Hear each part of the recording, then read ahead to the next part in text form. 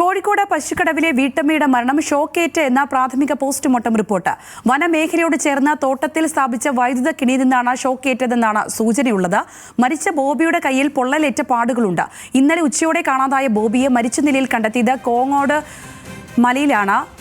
ബോബിയുടെ മരണത്തിൽ വനം വകുപ്പിന്റെ ഭാഗത്തു നിന്നും വീഴ്ച ഉണ്ടെങ്കിൽ കർശന നടപടി സ്വീകരിക്കുമെന്ന് വനം മന്ത്രി പ്രതികരിച്ചു.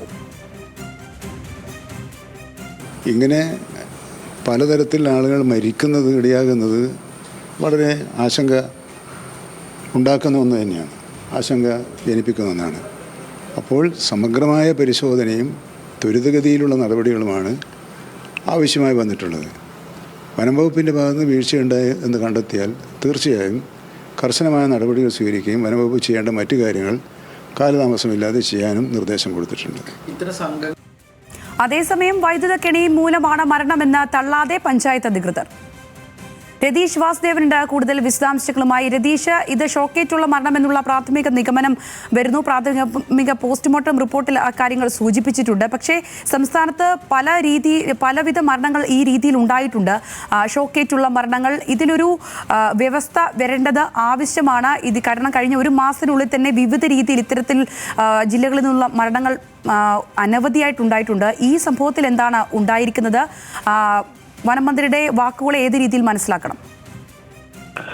സംഗീത, നമുക്കറിയാം വനാതിർത്തികളിലെ ഈ തോട്ടങ്ങളിലാണ് ഇത്തരത്തിൽ പലപ്പോഴും, തോട്ടങ്ങളോട് ചേർന്ന ഇടങ്ങളിലാണ് പലപ്പോഴും ഇത്തരത്തിൽ വൈദ്യുതി കെണിയുമായി ബന്ധപ്പെട്ട അപകട മരണങ്ങൾ ഉണ്ടായിട്ടുള്ളത്. അത്തരത്തിലൊരു സാഹചര്യമാണ് ഇപ്പോൾ ഈ പശുക്കടവിൽ ഉണ്ടായിട്ടുള്ളത്. കഴിഞ്ഞ ദിവസം പശുവിനെ മേയ്ക്കാൻ ഈ ഭാഗത്തേക്ക് കോങ്ങാട് മലയിലെ എസ്റ്റേറ്റ് ഭാഗത്തേക്ക്, അവിടെ സ്വകാര്യ തോട്ടങ്ങളാണ് നിരവധി, അതിന് അപ്പുറത്താണ് വനാതിർത്തിയുള്ളത്.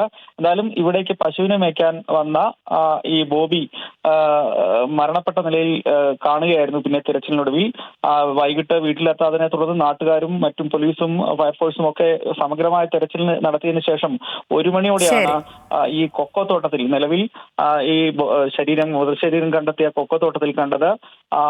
മരിച്ചിടക്കുന്ന ബോബിയുടെ സമീപത്ത് തന്നെയായി പശുവും ചത്ത നിലയിൽ കണ്ടെത്തിയിരുന്നു. തുടർന്ന് ഈ ആദ്യഘട്ടത്തിൽ തന്നെ ചില ദുരൂഹതകൾ ഉണ്ടായിരുന്നു. കാരണം ഇന്നലെ ഇടിമിന്നൽ ഉണ്ടായിരുന്നില്ല, മിന്നലേറ്റാണ് അത്തരത്തിൽ മരണമെന്ന ചില പ്രചരണം ഉണ്ടായിരുന്നെങ്കിലും അതല്ല എന്ന് മനസ്സിലാക്കുന്നു. ആ തരത്തിൽ ഉണ്ടായിരുന്നു. ശരി രതീഷ് വാസുദേവൻ.